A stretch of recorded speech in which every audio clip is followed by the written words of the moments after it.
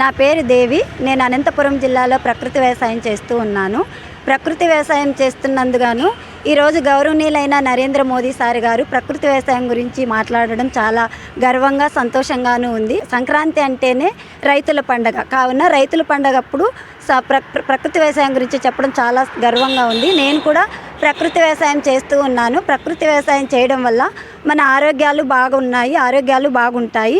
అదేవిధంగా నేల సారవంతం అనేది కూడా పెరుగుతుంది. వాటర్ కాలుష్యం అనేది కూడా జరగదు. ఇలా నేను ప్రకృతి వ్యవసాయం చేస్తూ పక్క రైతులకు కూడా ఆదర్శంగా ప్రకృతి వ్యవసాయం చేయిస్తానని చాలా గర్వంగా సంతోషంగా చెప్తున్నాను. ధన్యవాదాలు.